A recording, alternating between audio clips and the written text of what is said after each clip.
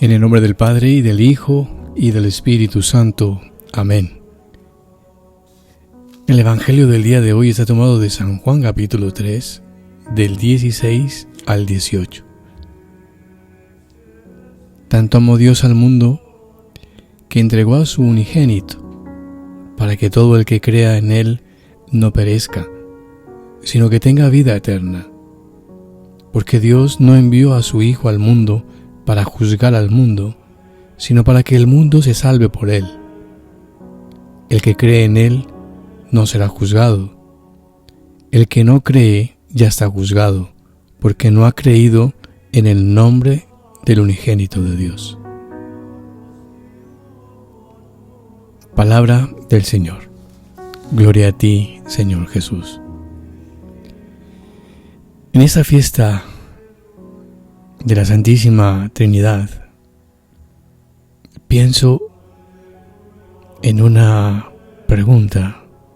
¿Qué significa para mí eso de creo en un solo Dios, que es Padre, que es Hijo y es Espíritu Santo? Toda nuestra liturgia está llena de referencias trinitarias, a menudo escuchadas, repetidas más o menos mecánicamente. Eso de por Cristo, con Él y en Él, a ti Dios Padre Omnipotente, en la unidad del Espíritu Santo, o cuando nos santiguamos o bautizamos en el nombre del Padre, del Hijo y del Espíritu Santo, o muchas veces cuando proclamamos el Gloria. ¿Qué queremos expresar? ¿Tienen algo que ver con nuestra vida, con nuestra experiencia de fe, todo esto? Y detenerse sobre esos asuntos tiene su importancia, pues nos remiten al núcleo central de la fe cristiana, justamente aquello en lo que nos distinguimos de todas las demás religiones.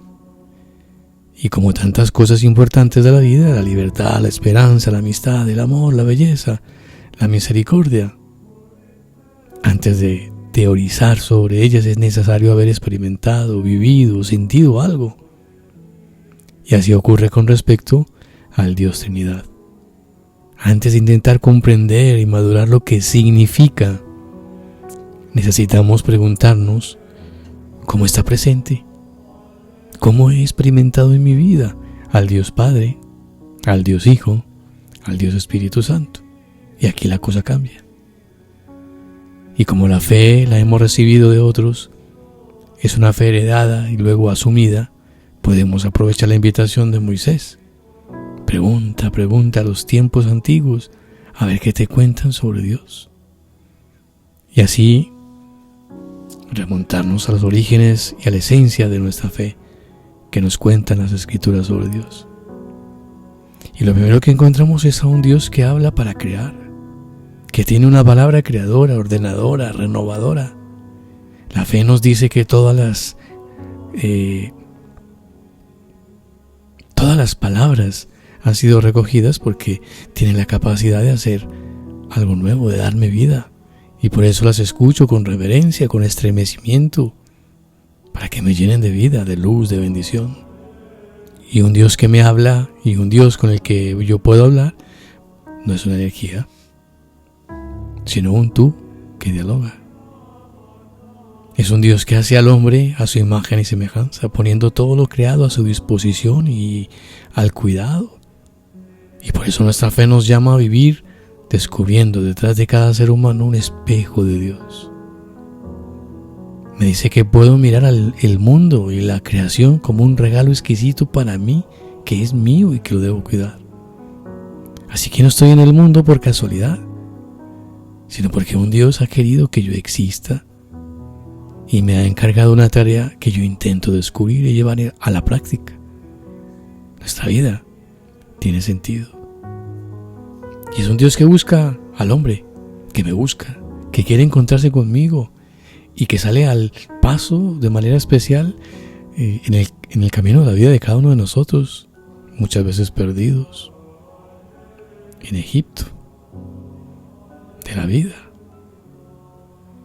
Un Dios que tiene un oído especial para percibir el sufrimiento y la falta de libertad de los hombres y se empeña en liberarlos.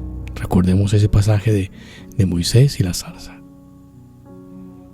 Y por eso el sufrimiento, la injusticia y la falta de libertad son siempre tareas nuestras. Y a este Dios le gusta hacer salir, quitar cargas, desenmascarar, ridiculizar faraones y conducirnos siempre hacia la tierra de la libertad, que tiene preferencia por el pobre, por el huérfano, la viuda, el inmigrante y tanta gente que sufre. Así que hoy celebramos la Santísima Trinidad, ese Dios que se hace pueblo. Y cuando yo creo que el sentido de mi vida es vivir y ser como Jesús, y creo lo que Jesús me ha enseñado, que puedo llegar a ser perfecto como el Padre Celestial, cuando yo sé que el amor a los demás, hasta entregar la vida por ellos, merece la pena y tiene sentido, estoy creyendo. Qué bonito hoy mirar entonces de una manera distinta a la Santísima Trinidad. Tenemos un Dios tan rico que va adelante, que está al lado, en medio de y dentro de nosotros. En Él somos, nos movemos y existimos. De Él vinimos y hacia Él vamos. ¿Quién ha experimentado en su vida algunas de estas cosas? Quizás no sepa explicar el misterio de la Trinidad, pero lo está viviendo, que en definitiva es lo más importante. Qué bonito hoy decirles estas palabras tan llenas de fe. Y solamente cuando tengo en mi mente, en mi corazón, aquella expresión, creo en un solo Dios, Padre, en un Dios Hijo y en un Dios Espíritu Santo. Y ahí tiene sentido nuestra fe. Así que esta mañana, este día de la Santísima Trinidad, qué bonito, porque merece la pena ser repasado y orado cada vez en las que podamos, y que el Espíritu Santo nos ayude a abrir caminos para madurar y amar más. María, auxilio de los cristianos, ruega por nosotros. La bendición de Dios Todopoderoso, Padre, Hijo y Espíritu Santo, descienda sobre ti y te acompañe siempre. Que tengas un bonito día, un abrazo fuerte.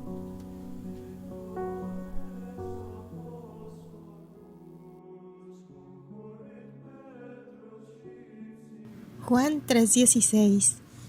Porque de tal manera amó Dios al mundo, que ha dado a su Hijo unigénito, para que todo el que cree en Él no se pierda, sino que tenga vida eterna.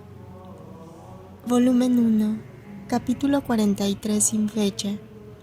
Jesús prepara a Luisa para la renovación del matrimonio místico en el cielo, a la presencia de la Santísima Trinidad. Por eso le habla de las 3 virtudes teologales. La fe.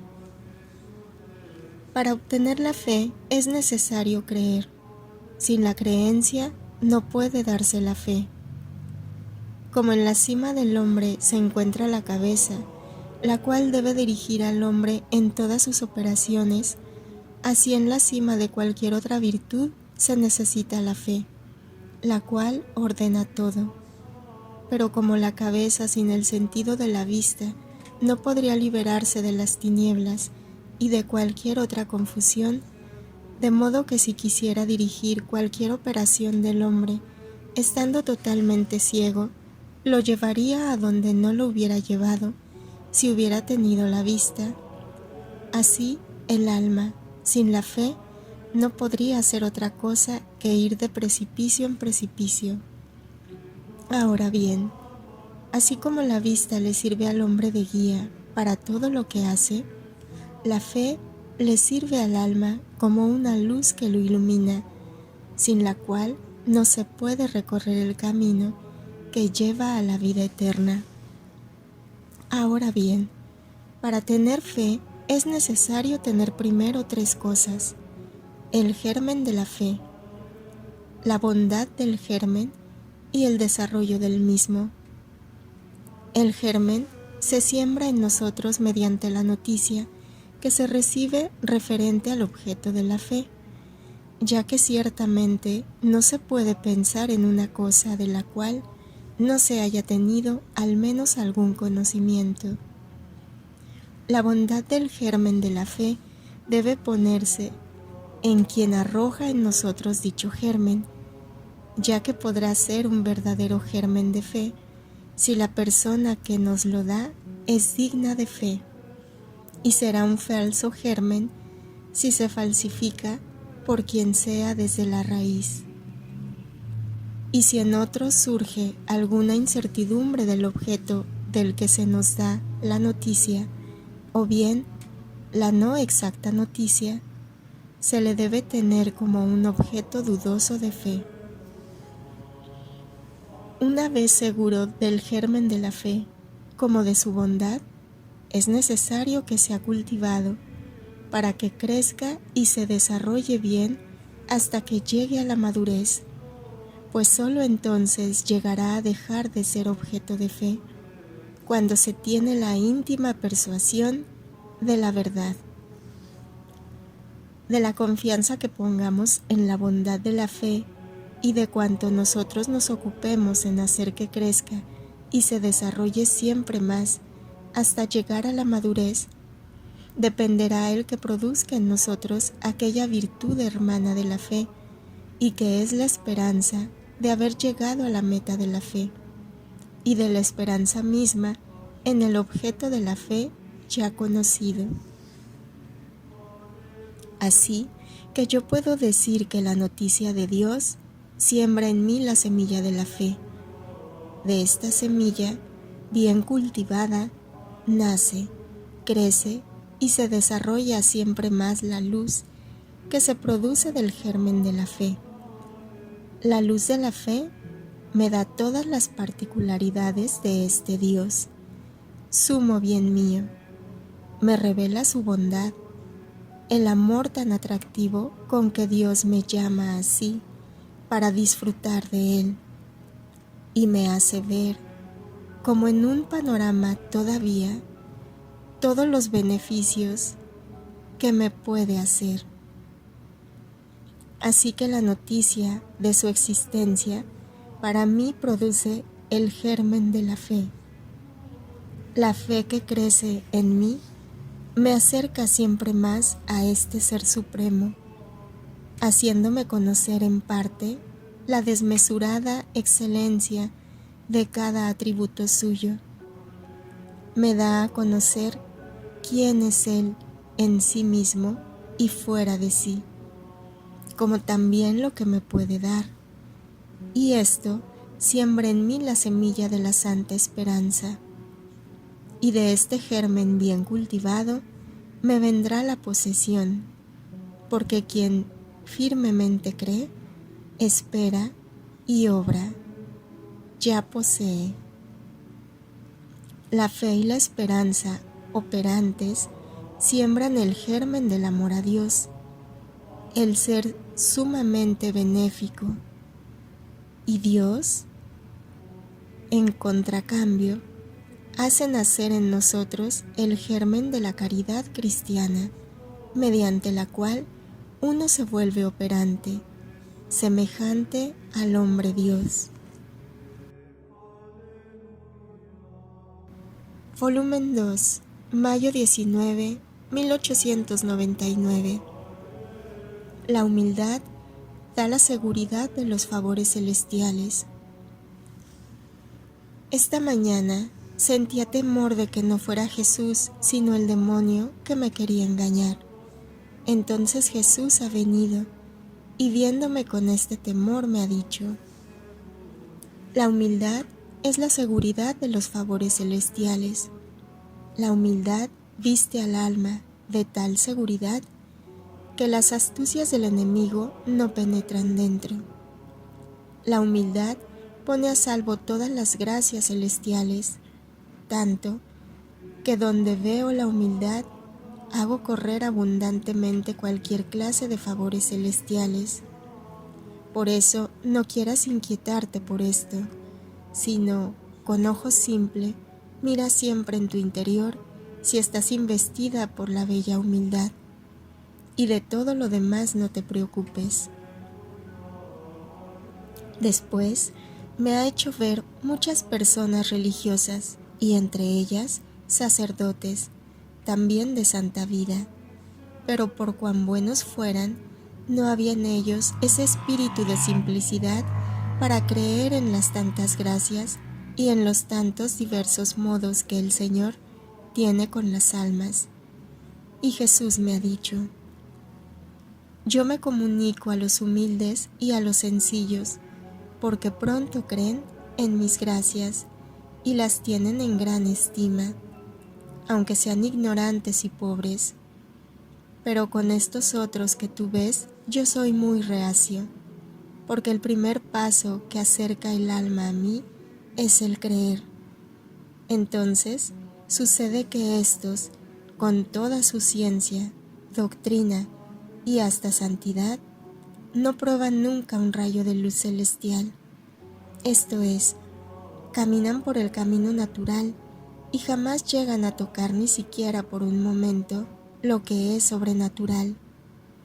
Esta es también la causa de por qué, en el curso de mi vida mortal, no hubo ni siquiera un docto, un sacerdote, un poderoso en mi seguimiento, sino todos ignorantes y de baja condición, porque mientras más humildes y simples, son también más fáciles a hacer grandes sacrificios por mí.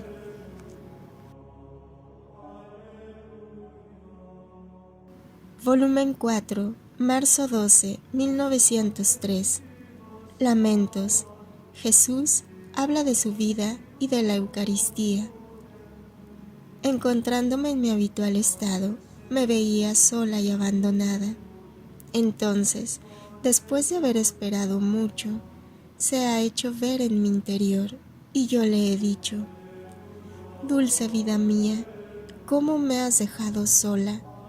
Cuando tú me pusiste en este estado, todo fue unión, y todo lo concentrábamos juntos, y con dulce fuerza me atrajiste toda a ti. Oh, cómo se ha cambiado la escena. No solo me has abandonado, no solo me haces ninguna fuerza para tenerme en aquel estado, sino que estoy obligada a hacerte una continua fuerza para no salir de este estado, y este forzarte es para mí un continuo morir. Y él me ha dicho: hija mía, lo mismo sucedió cuando en el consistorio de la Sacrosanta Trinidad se decretó el misterio de la encarnación para salvar al género humano, y yo, unido con su voluntad, acepté y me ofrecí víctima por el hombre.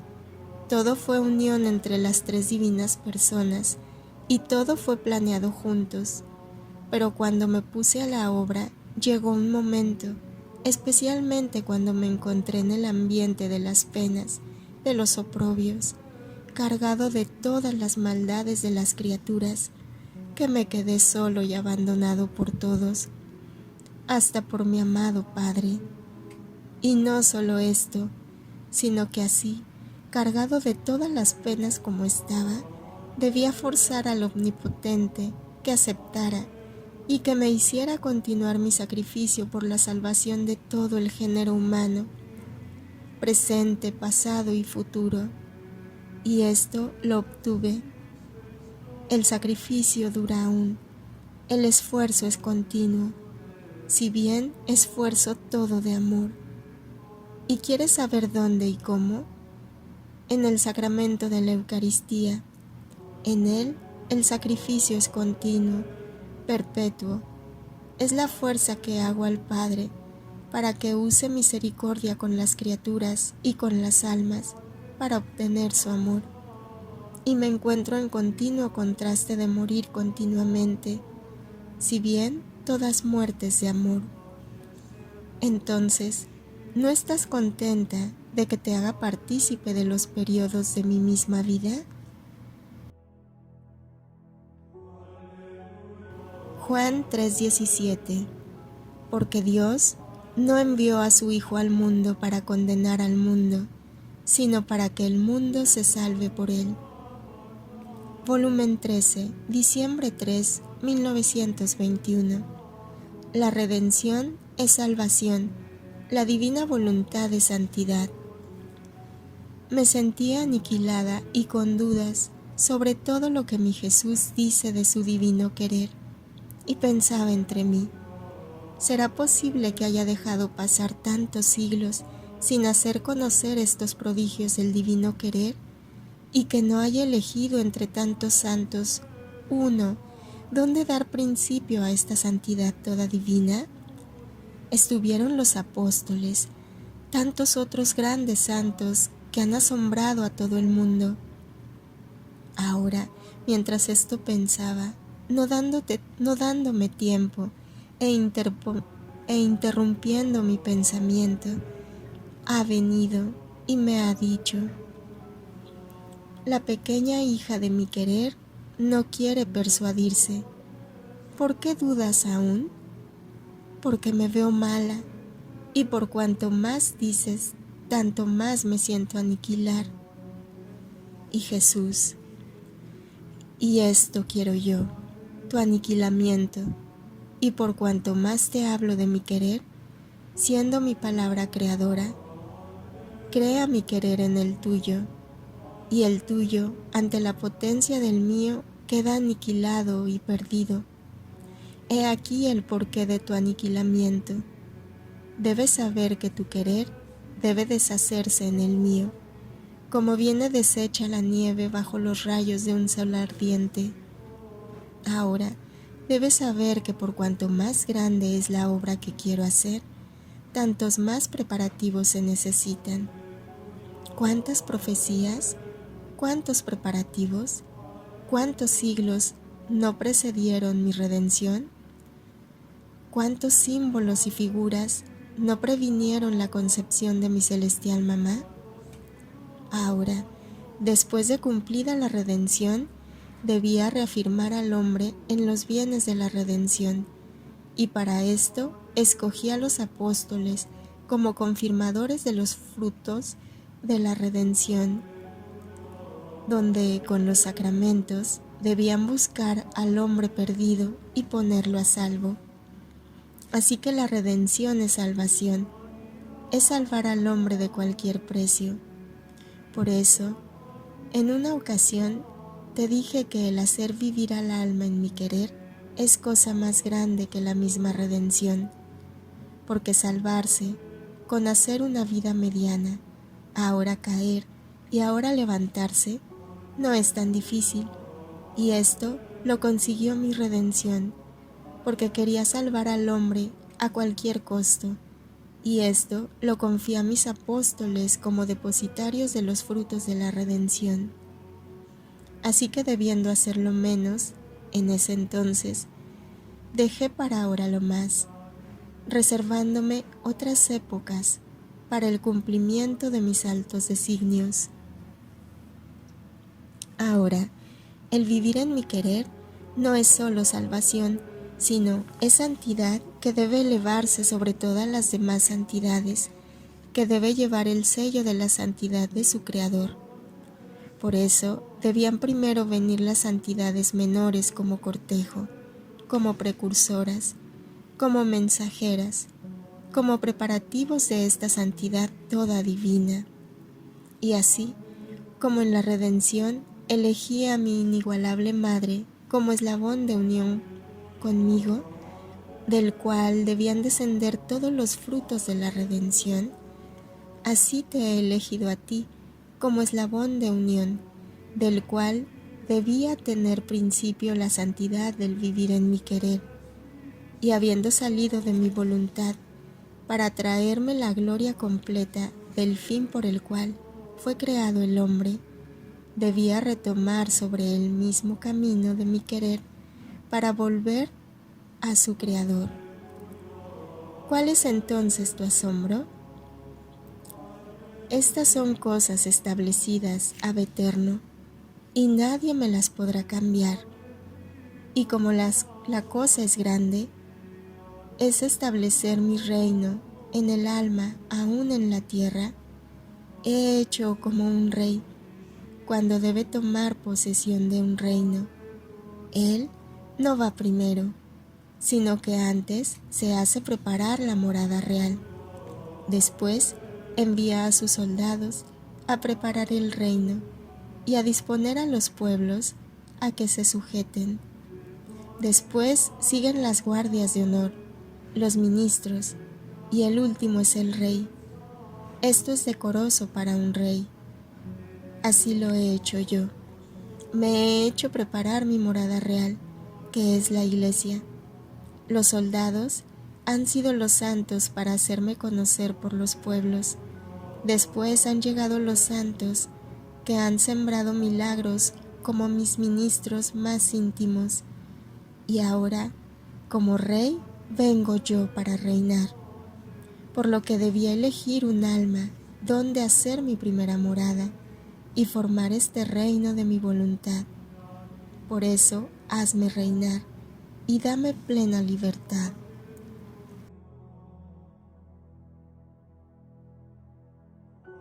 Juan 3:18. El que cree en él no es condenado, pero el que no cree ya ha sido condenado, porque no ha creído en el nombre del unigénito Hijo de Dios. Volumen 14, febrero 26, 1922. Jesús nos cubrió de belleza en la redención. Estaba pensando en el gran bien que el bendito Jesús nos ha hecho con redimirnos, y Él, todo bondad, me ha dicho: hija mía, yo creé a la criatura bella, noble, de origen eterno y divino, plena de felicidad y digna de mí. El pecado la derribó de esta altura y la hizo caer hasta el fondo, la desnobleció, la deformó y la volvió la criatura más infeliz, sin poder crecer, porque el pecado le impedía el crecimiento y la cubría de llagas, que daba horror el solo verla. Ahora, mi redención rescató a la criatura de la culpa, y mi humanidad no hizo otra cosa que, como una tierna madre con su recién nacido, que no pudiendo tomar otro alimento para dar la vida a su bebé, se abre el seno, pone a su pecho a su niño, y de su sangre, convertida en leche, le suministra el alimento para darle la vida.